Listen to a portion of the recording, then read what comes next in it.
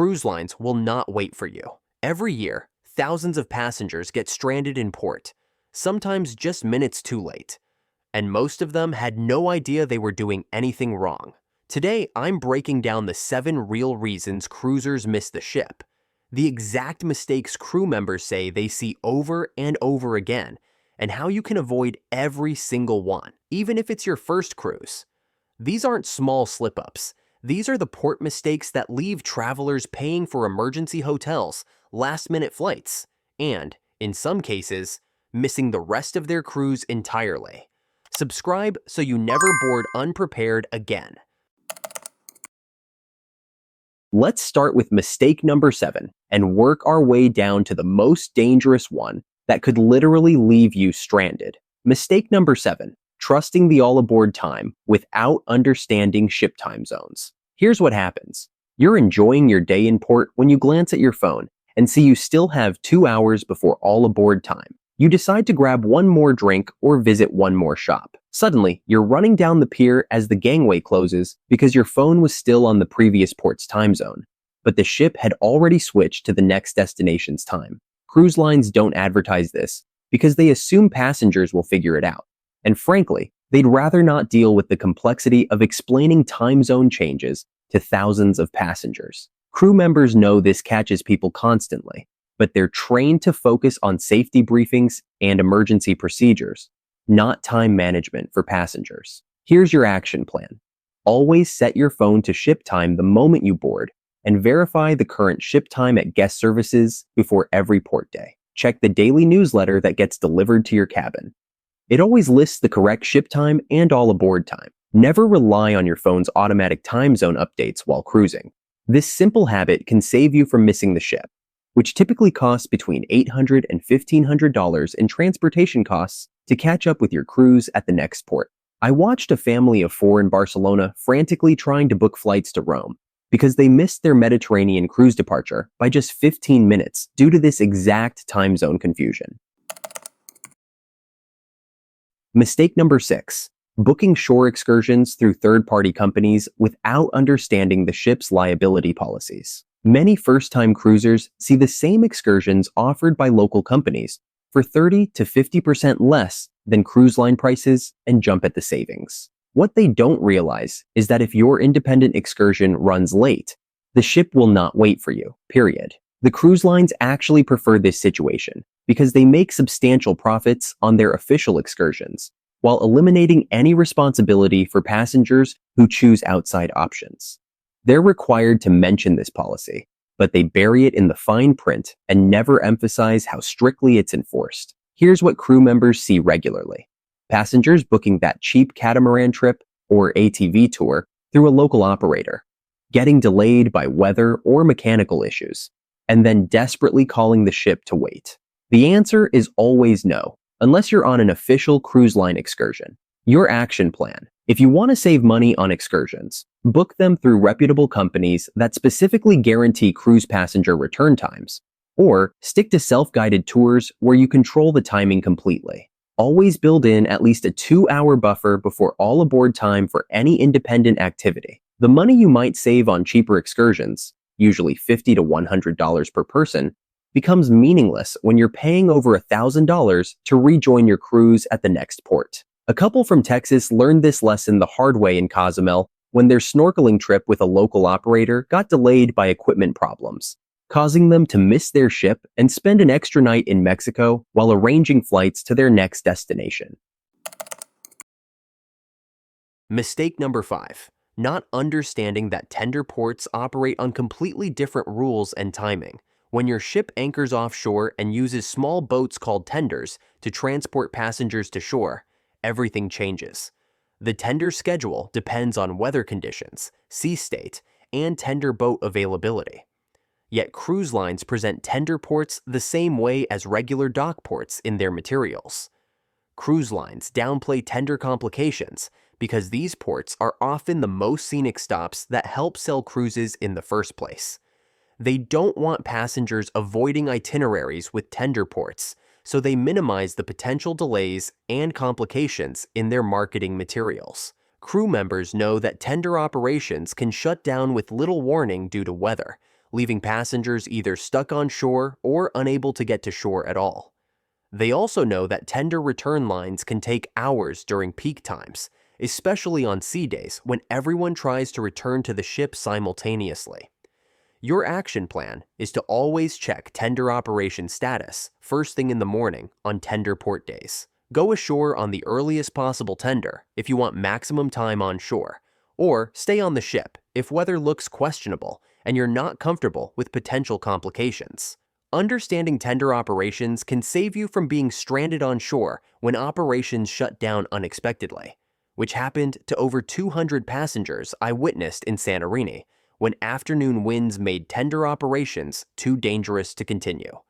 The cruise line had to arrange emergency helicopter transportation for passengers who needed to get back to the ship for medical reasons.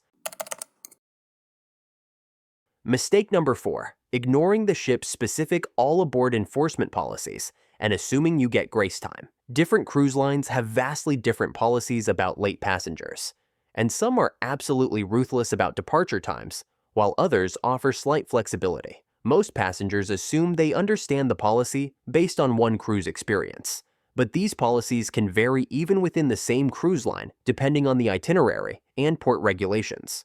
Cruise lines keep their enforcement policies deliberately vague because they want the flexibility to make decisions based on operational needs rather than passenger expectations. They can't officially promise to wait for late passengers, but they also can't completely alienate customers by appearing too rigid in their marketing materials. Here's what crew members observe. Some cruise lines will hold the ship for 15 minutes if they have a large group running late from an official excursion, while others will close the gangway at exactly all aboard time, regardless of circumstances. The decision often comes down to port fees, tide schedules, and the next port's arrival requirements.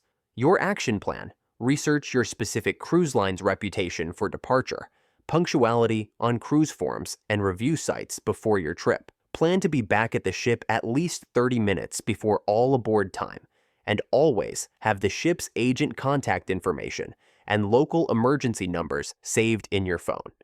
This preparation can save you from the panic and expense of missing your ship, which typically costs over $1,000 in emergency transportation and accommodation expenses. A retired couple from Florida shared their story of missing their Alaska cruise in Juneau by just 10 minutes, resulting in a $2,400 emergency flight to Seattle to rejoin their ship.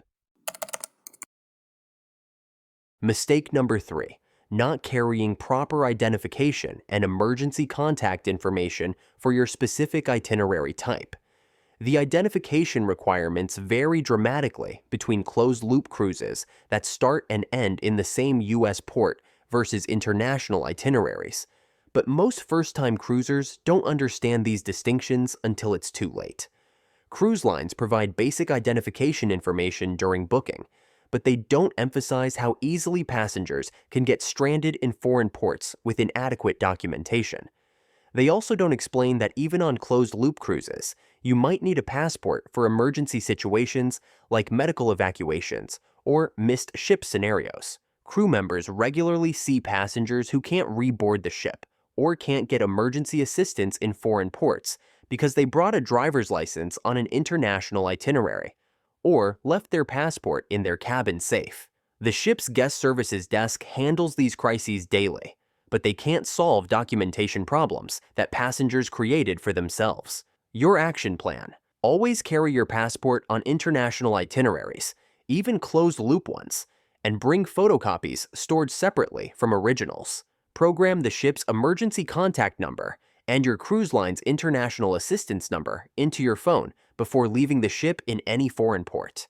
Having proper documentation readily available can save you from being denied re-entry to your ship or facing emergency travel expenses that can reach several $1,000s. I witnessed a passenger in Jamaica who couldn't reboard because he'd left his passport in his cabin and only carried a driver's license, forcing him to spend 6 hours at the U.S. consulate getting emergency documentation while his family waited on the ship. Mistake number 2. Underestimating transportation time and port layout complexity at unfamiliar destinations. Many passengers research shore activities extensively, but spend zero time understanding how long it actually takes to get from the ship to their chosen destinations and back. They base their timing on Google Maps estimates that don't account for cruise passenger crowds, local traffic patterns, or the actual walking distances involved in major cruise ports. Cruise lines benefit from this mistake because rushed passengers often end up purchasing expensive ship-based alternatives or missing shore excursions they've already paid for. The cruise lines are happy to sell you that overpriced drink package or specialty restaurant reservation when your shore plans fall through due to poor timing. Crew members watch this scenario unfold constantly. Passengers who plan to walk to a destination that's actually 2 miles from the port, or who book a restaurant reservation without realizing they need 45 minutes just to get through the port terminal and find transportation. Your specific action plan. Spend 15 minutes researching the actual port layout and transportation options for each destination before your cruise. Check cruise forums for real passenger experiences about timing and transportation, rather than relying on tourist websites that don't account for cruise ship logistics. This research can save you from wasting money on missed reservations and activities, typically $50 to $150 per port, and prevent the stress of rushing back to the ship. A couple from Ohio told me they missed a $120 wine tasting in Barcelona because they underestimated the time needed to get from their ship to the metro station, walk through the terminal, and navigate the local transportation system. Now we reach mistake number 1, the most dangerous error that accounts for more stranded passengers than all the others combined. Treating port days like regular vacation days instead of understanding you're operating within a cruise ship's rigid schedule constraints. This mindset leads passengers to make spontaneous decisions, accept invitations from locals, or extend activities without considering the consequences of missing their ship. This is the mistake cruise lines most desperately hope passengers won't make, but they can't directly address it without sounding like they're restricting your freedom or making cruising seem stressful. They market shore time as carefree exploration, while knowing that carefree attitudes cause the majority of missed ship situations. Crew members see the aftermath of this mistake more than any other. Passengers who decided to have just one more drink with locals they met, who accepted an invitation to someone's home for dinner, or who figured they could catch a later taxi without checking traffic conditions. These spontaneous decisions turn into expensive disasters when passengers realize too late that cruise schedules are absolutely inflexible. Your action plan requires a complete mindset shift. Treat every moment in port as borrowed time that must be returned to the ship on schedule. Set multiple phone alarms throughout your port day, starting 3 hours before all aboard time. Never accept spontaneous invitations or make unplanned stops during the final 4 hours of port time. This disciplined approach can save you thousands of dollars in emergency expenses and prevent the devastating experience of watching your cruise ship disappear over the horizon. The most expensive example I know personally involved a honeymooning couple who missed their ship in St. Thomas after accepting a dinner invitation from locals they met at a beach bar. Their romantic gesture cost them over $4,000 in flights, hotels, and missed cruise days while they caught up with their ship in Puerto Rico. These 7 mistakes represent the difference between cruise passengers who have amazing experiences and those who create expensive disasters for themselves. The patterns are completely predictable, and now you have the knowledge to avoid every single one of them. If this video helped you understand the hidden risks that cruise lines don't advertise, subscribe for more cruise insider tips that can save you money and stress on your upcoming cruise adventures. What other cruise secrets would you like me to reveal in future videos? Let me know in the comments below.